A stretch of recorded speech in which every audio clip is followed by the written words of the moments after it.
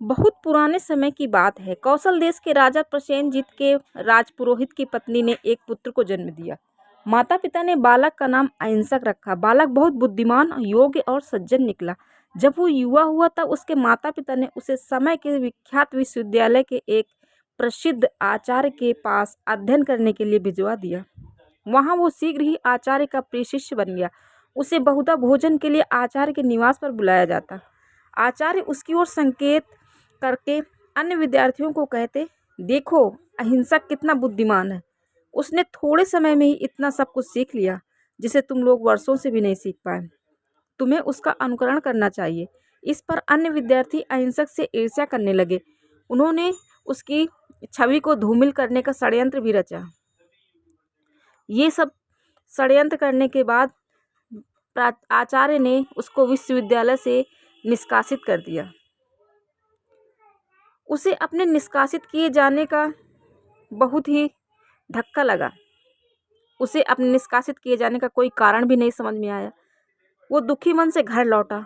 तब उसके पिता ने उसे ये कहकर घर से निकाल दिया कि विश्वविद्यालय से निष्कासित कर दिए जाने से उसके परिवार की प्रतिष्ठा पर कलंक लग गया है। तब अहिंसक कामकाज की तलाश में विभिन्न विद्यालयों और आश्रमों में गया, पर चूंकि उसे विश्वविद्यालय से निष्कासित कर दिया गया था, इसलिए उसे वो सब जगह निराशा ही हाथ लगी। एक दिन जब वो वन में उदासी में डूबा हुआ जा रहा था, उस पर एक डाकू ने हमला किया जो उसकी हत्या करना चाहता था। उसने डाकू का मुकाबला किया और उसे मार डाला। उस क्षण उसका मानस अत्यधिक क्रोध और बदले की भावना में बदल चुका था और उसने समाज से अपने बहिष्कार के प्रतिशोध की प्रतिज्ञा ले ली। उसने तुरंत निश्चय किया कि वो 1000 व्यक्तियों की हत्या करेगा और किसी को भी क्षमा नहीं करेगा। जैसे ही उसने हत्याएं पर हत्याएं करने का अभियान शुरू किया, उसने निर्णय किया कि वो अपने शिकार की कनिष्ठ उंगली काटकर अंगुलियों की एक माला बनाएगा जिसमें वो मृतकों की गिनती रख सकेगा। तब से वो अंगुलमाल नाम से जाना जाने लगा। पहले तो वन में रहने लगा और इधर उधर गुजरने वाले लोगों को मार डालता। शीघ्र ही लोगों ने जंगल में से गुजरना बंद कर दिया। तब से उसने गांव-गांव जाकर लोगों को मारना प्रारंभ कर दिया। इसी बीच भगवान बुद्ध श्रावस्ती गए और देखा कि ये नगर भुतहा सा हो गया है। कोई गलियों तक में नहीं दिखाई दे रहा है और बाजार दुकानें सारी बंद पड़ी हुई हैं। लोग डर के मारे दुबके हुए हैं। अंगुलमाल की तलाश में भगवान बुद्ध समीप के जलानी वन में पहुंचे जहां वो निवास कर रहा था। बुद्ध उसके समीप से गुजर रहे थे। अंगुलमाल ने उन्हें देखा और मन में सोचने लगा कि अब वो उंगलियों की माला में इस बिच्छू की हत्या कर 1000वीं उंगली पिरोकर अपनी प्रतिज्ञा पूरी कर लेगा।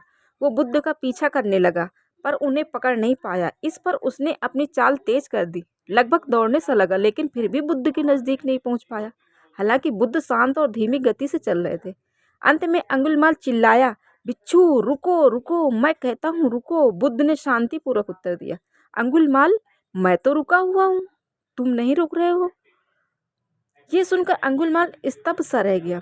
इस पर बुद्ध को पकड़ने के लिए वो फिर भागा।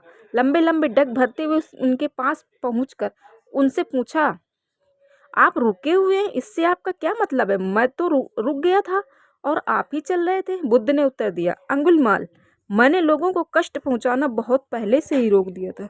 तुम ही ऐसे हो जिसने ऐसे कर्म करना रोका नहीं है जिनसे लोगों को दुख होता है और जिसके लिए या तुम्हें भवचक्र में भ्रमण करते रहना पड़ेगा। इस उत्तर से अंगुलमाल हतप्रभ हो गया। उसने सोचा, ये बिच्छू कौन है जो मुझसे निर्भीक होकर इतनी करुणा के साथ बात कर रहा है। वो ये भी जानता है कि कौन हूँ, क्योंकि उसने मुझे नाम लेकर बुलाया है।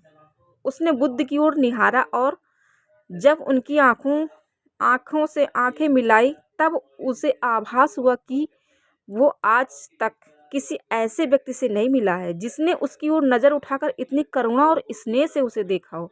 उसने अनुमान लगाया कि हो न हो ये श्रमण गौतम ही है, जिनके लिए उसने सुन रखा था कि वो पूरी तरह भाव मुक्त हो चुके हैं।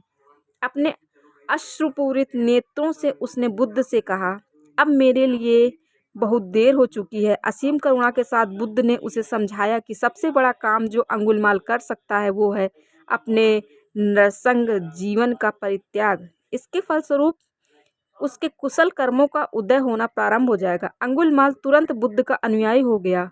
उसे फिर अहिंसक नाम दिया गया क्योंकि अब वो सही मायने में अहिंसक हो गया था। दोस्तों, इस कहानी से हमें ये शिक्षा मिलती है कि हमें अपनी गलतियों को सुधारने से पूर्व उन्हें स्वीकारना जरूरी होता है। वे व्यक्ति भी जिन्होंने अत्यधिक जघन्य कृत्य किए हों अपनी कर्म शैली बदलकर अपने जीवन को सुधार सकते हैं। Thank you.